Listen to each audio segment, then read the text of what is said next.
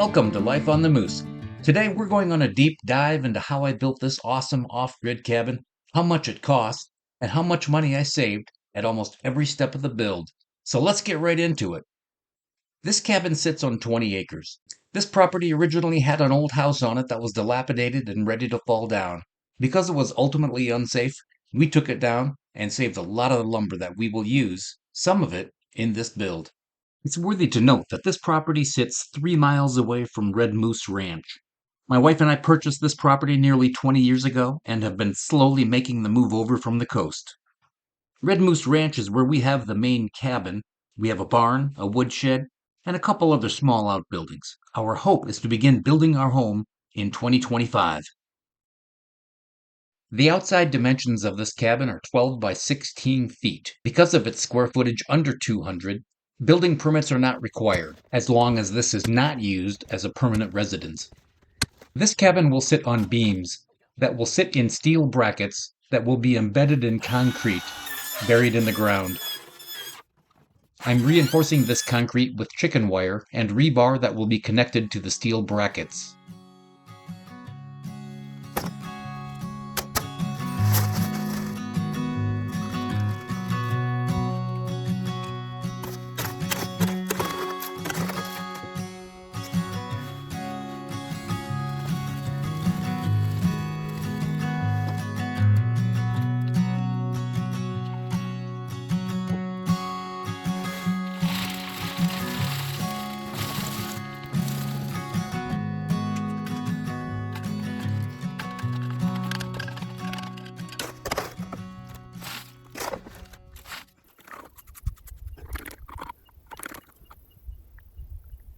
The two main beams under the cabin are 16 feet long each. Each will be supported by 3 posts.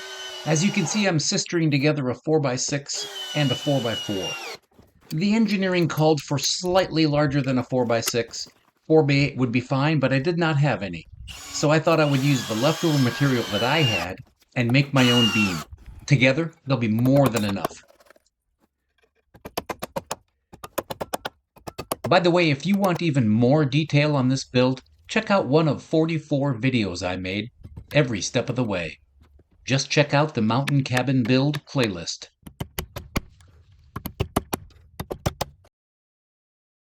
To really overdo it, I decided to put a support beam in the middle of the cabin. I built a similar cabin a similar way a year and a half ago without the support beam, and it's doing just fine. So far, I have about $350 into this building.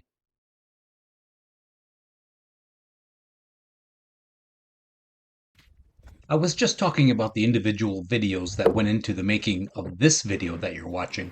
Well, this particular subfloor video just so happens to be my best video ever, at just under 2 million views. It's also a bit controversial. A lot of people mentioned about how bad of an idea it was to use OSB. Well, if I was in most parts of the United States, wet climates, humid climates, I might take that into serious consideration. But in this climate where this cabin is, it is extremely dry. It's at 3,000 feet, and humidity is virtually non-existent all year round.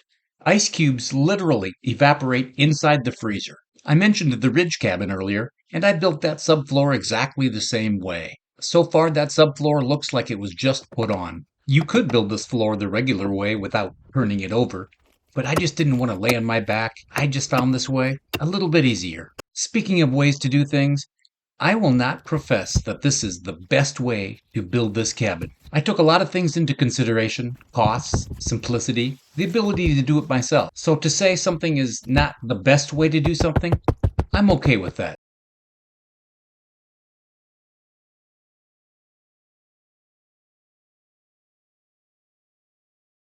Structurally, I could have gotten away with using 2x4s for the wall framing, but I used 2x6s. I also cut the studs at 8 feet even to get as much room as possible under the loft area.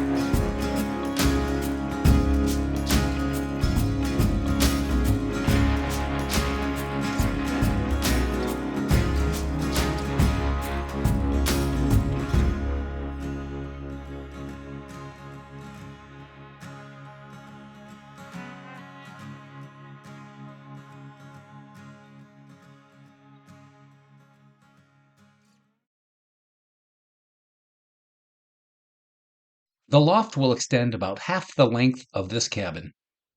I'm using 2x8s for the floor joists. I received a lot of comments saying that I should have put these floor joists on top of the wall headers. Ideally, yeah, but not only nailed in, they are screwed several times with structural screws. And not only that, there's going to be layers of tongue and groove directly underneath. The reason I built it this way is simple. I just wanted more headroom up in the loft area. I'm using a 2x12 for this ridge beam, and I'll frame up the gable ends underneath it. If I could do one thing over, I would probably just frame up the gable ends first and put my ridge beam on top of it. This will be a 12-12 pitch roof.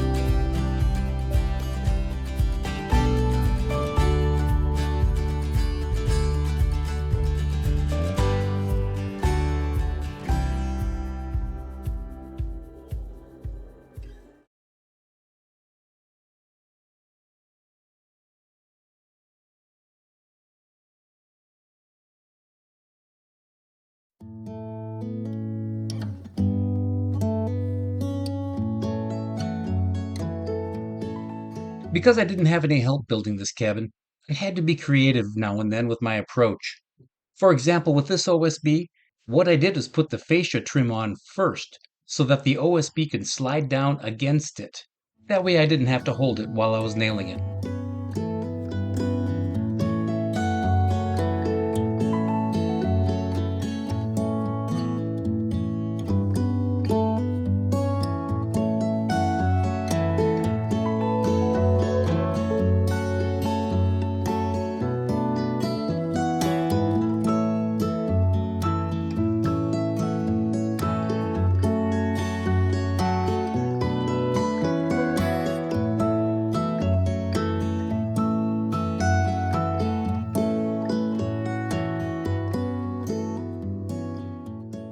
In addition to tying the tall ladder to the building, I put the feet of the ladder inside the bed of the side by side. This way, it's impossible for it to move anywhere.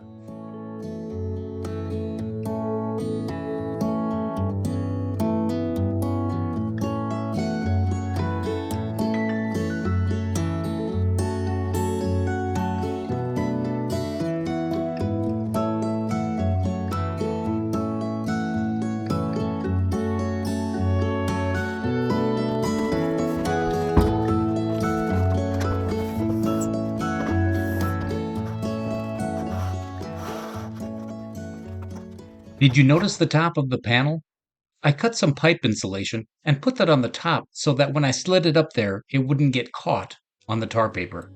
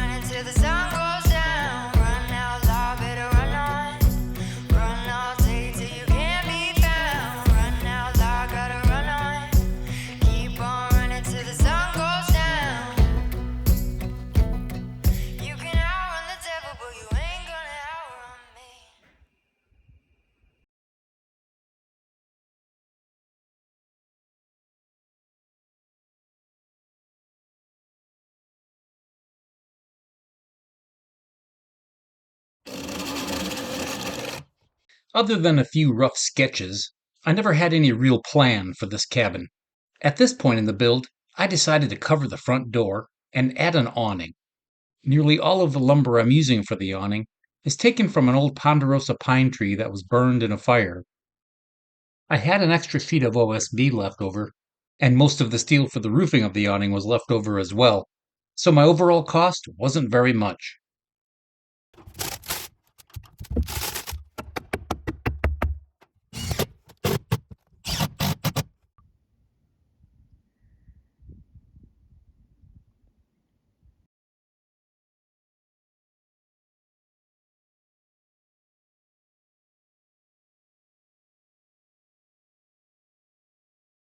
For the windows in this cabin, I had thought about getting used windows from a thrift shop, but I had had a couple bad experiences with some used windows I had bought earlier.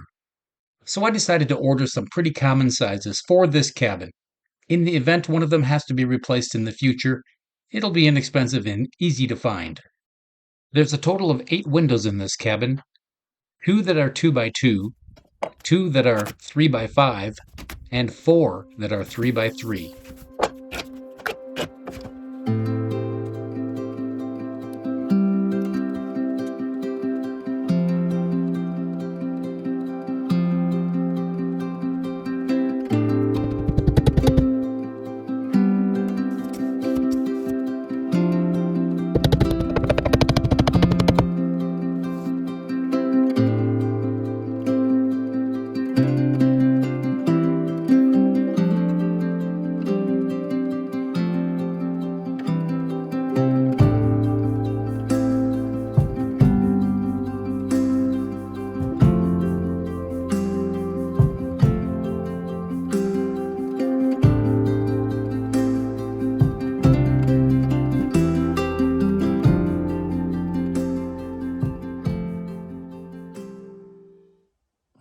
My wife and I decided not to skimp out when it came to a front door.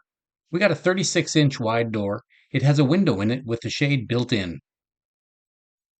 The only door we could find within a reasonable distance of the cabin was made for 2 by 4 framing, so I had to get a jamb extension kit so it would work in the 2 by 6 framing of the cabin.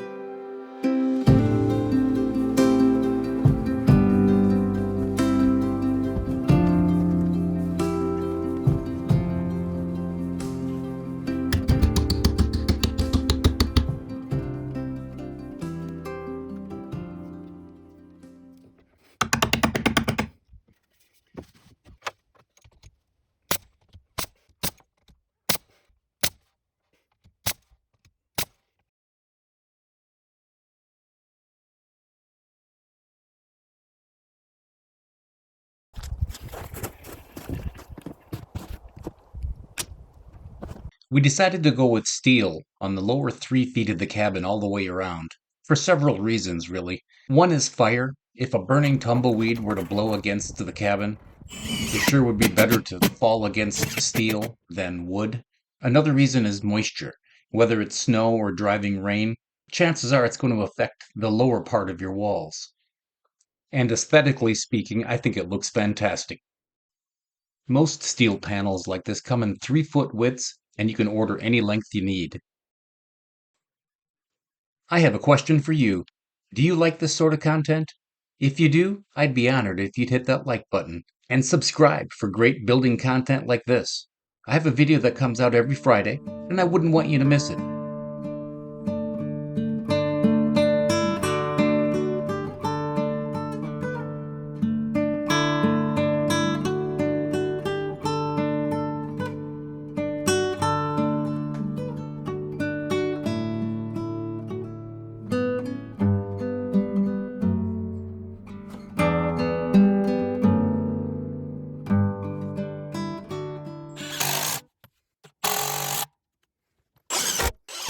So by now you're probably asking yourself, why not just build the deck traditionally and attach it to the building with a ledger? That's because in this jurisdiction, if I were to do that, that would count against the square footage, and I would have to build the cabin smaller to make up for it. So I thought, better to be safe than sorry.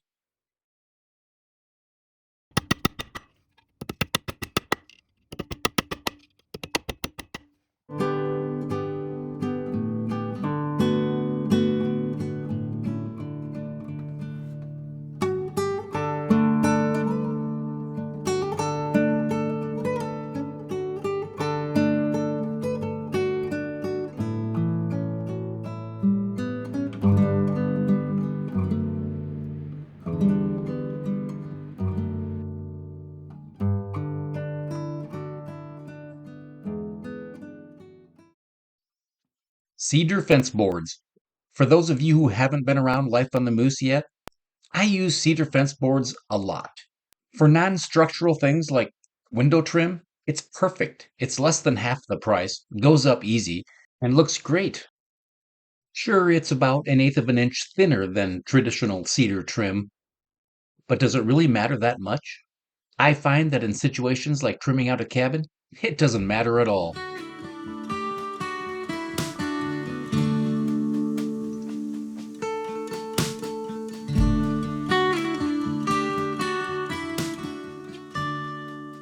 About 4 years before we started building this cabin, long before we even owned the property, I stumbled onto these 4-foot sections of beveled Doug fir.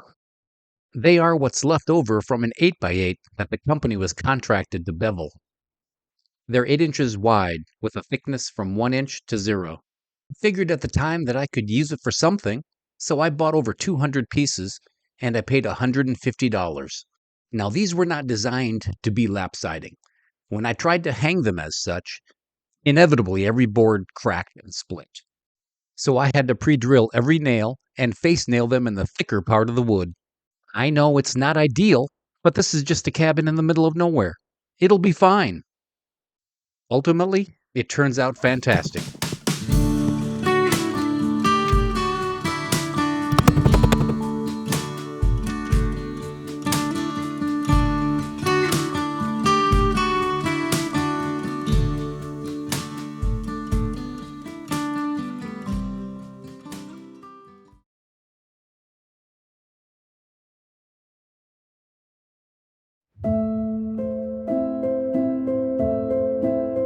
Since I used the same siding for the ridge cabin, I actually ran out after finishing 3 sides. So I decided to go with the board and batten look. I call it a look because it's not true board and batten.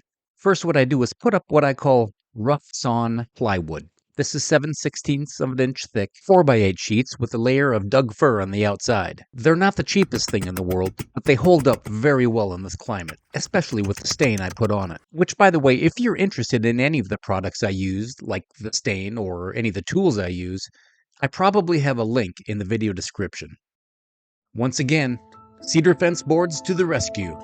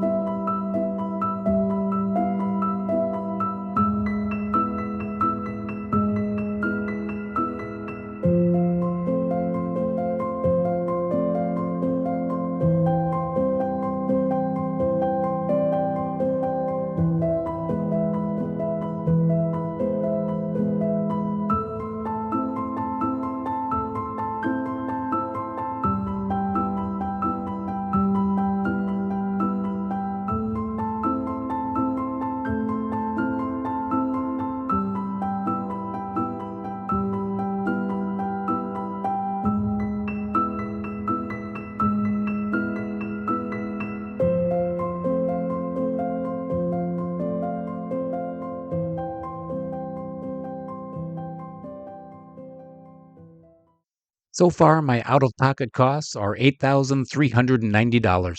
I'll estimate my total fastener cost to be about $400 for the exterior. And that includes saving about $100 buying in bulk on online auctions. So the grand total for the exterior is $8,790.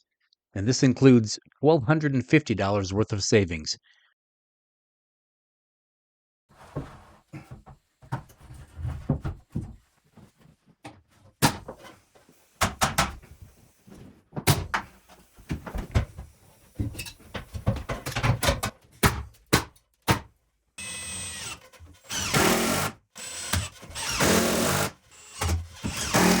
About 6 years ago, I was walking through the aisles of a big box store and saw these 1x12 pine sitting on a cart with a sign that said 70% off.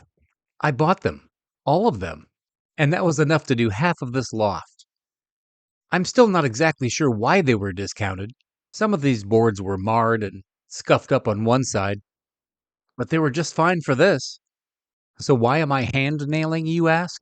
Well, two reasons. One, I bought a large box of nails. Actually, I bought several large boxes of nails 15 to 20 years ago, and now I finally have a use for them. And the other reason, it was about 0 degrees Fahrenheit that day, and I just wanted to stay warm.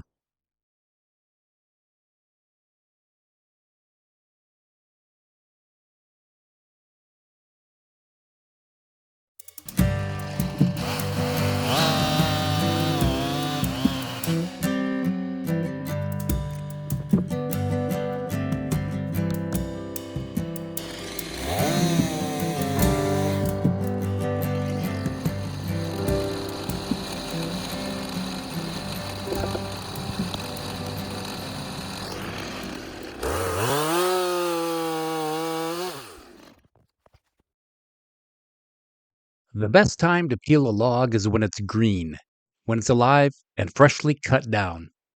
This log was not green.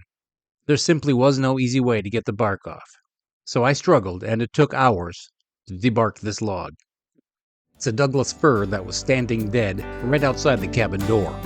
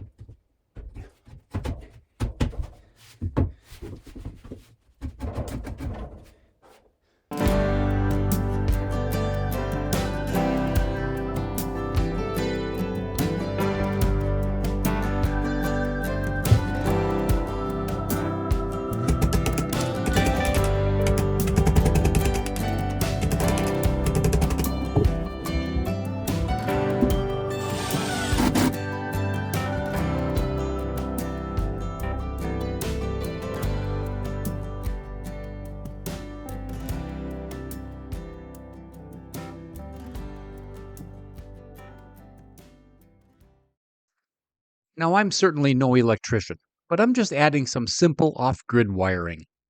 In essence, what I'm doing is building an extension cord inside the walls of this cabin. Instead of a traditional solar setup that involves an inverter, a control panel, and a battery, I'm simply going to get a portable power station. Then I'll just plug this extension cord, if you will, into the power station, and I'll have power. Yes, a power station is probably a more expensive route to go, but you can take it with you if you're not at the cabin all the time, and you don't have to worry about anyone stealing it.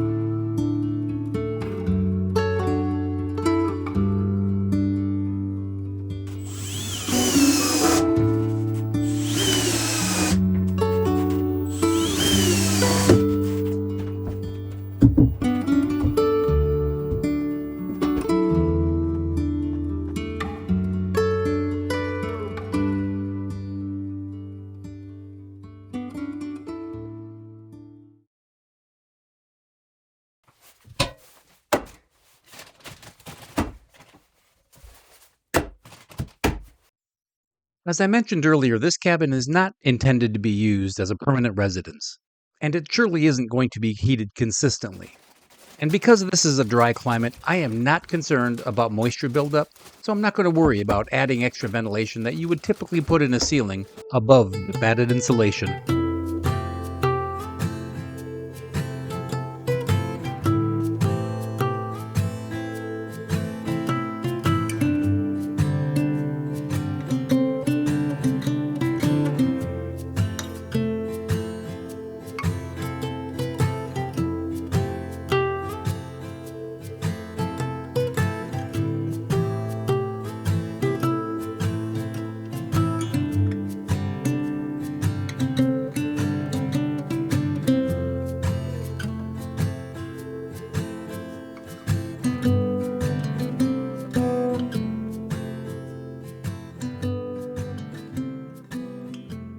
You've heard me talk about the ridge cabin. Well, that was the first time I had an experience with blue pine shiplap. This is 7-inch material, and it goes up super easy. It looks great, and it holds oil wonderfully. So we had to use it again.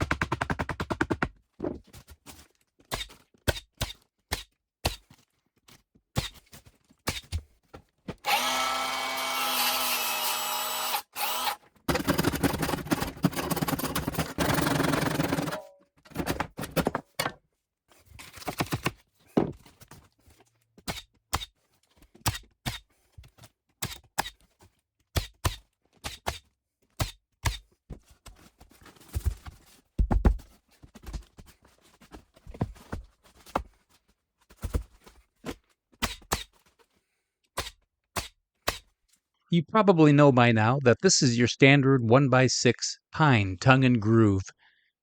In my opinion, it's a staple for the inside of any cabin. After this episode, I received quite a bit of flack about my installation technique. In a perfect world or a perfect cabin, you could hide the nails. Shoot the nail in the tongue. These nail heads practically disappear. It doesn't bother me whatsoever. I'm good with it. It'll be fine.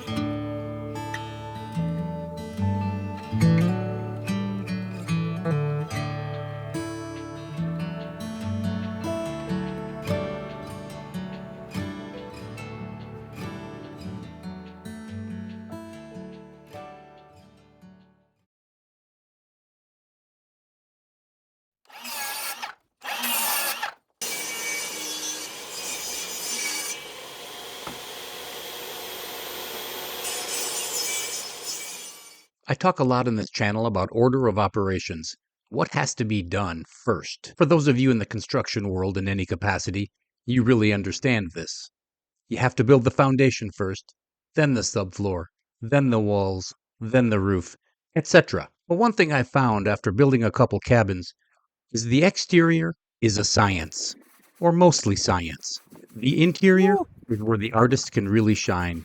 Now, I will never profess I'm an artist, but as far as the materials I'm using on the interior, I consider it artwork.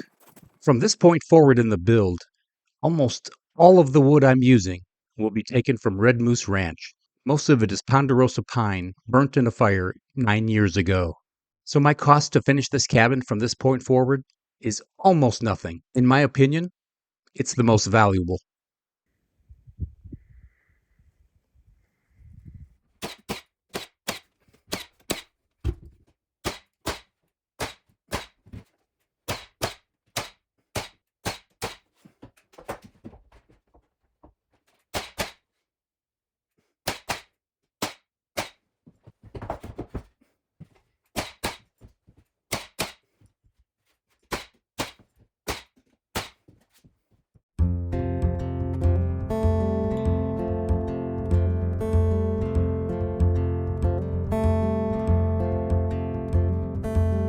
Woke up this morning with the sunrise in my eyes,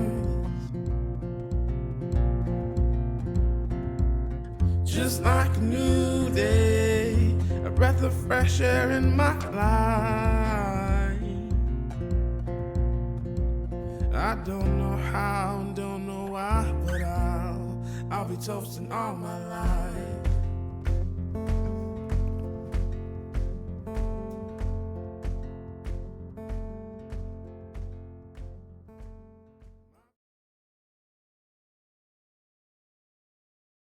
When the wildfire came through and killed this 200-year-old pine and nearly every other pine tree standing on Red Moose Ranch, My wife and I were nearly devastated.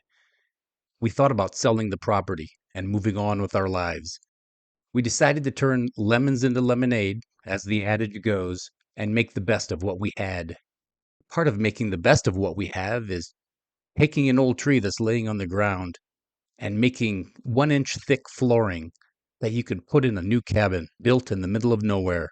We went from feeling sorry for ourselves that the wildfire ever happened to feeling blessed that we have these natural resources to work with.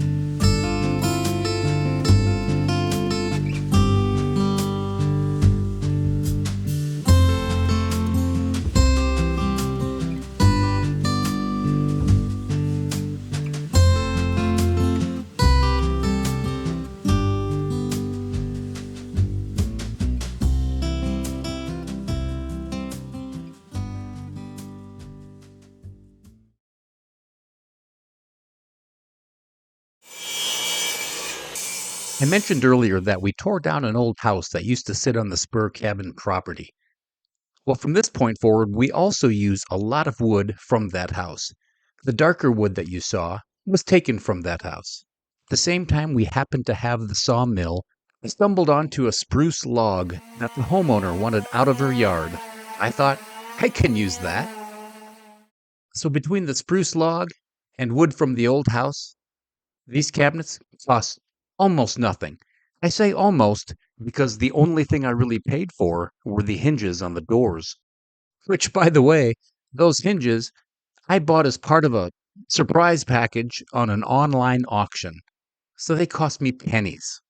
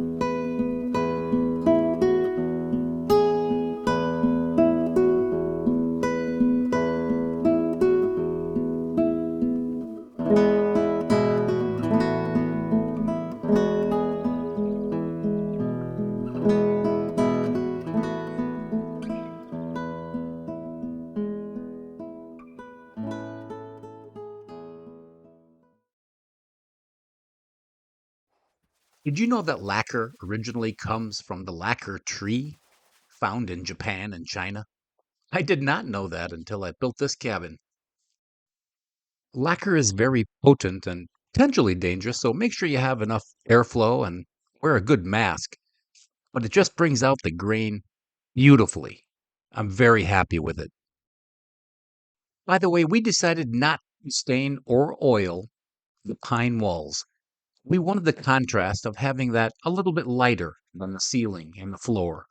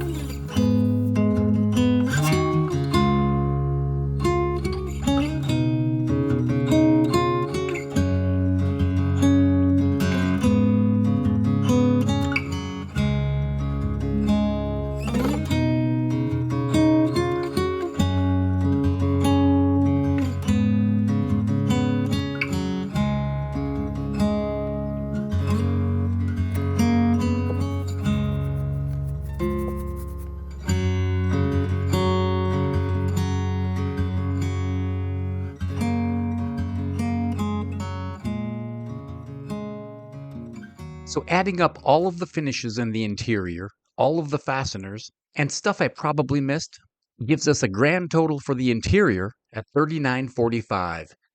Adding the exterior, $12,735. I kept almost all of my receipts, so that number is pretty darn accurate. I'd like to thank you sincerely for watching this video. And I'd like to thank Karen for making the inside of this cabin look fantastic. Let me know what you think about the cabin, about the build, the decorations, anything. I'm always glad to hear from you. So until next time, thank you for watching Life on the Moose.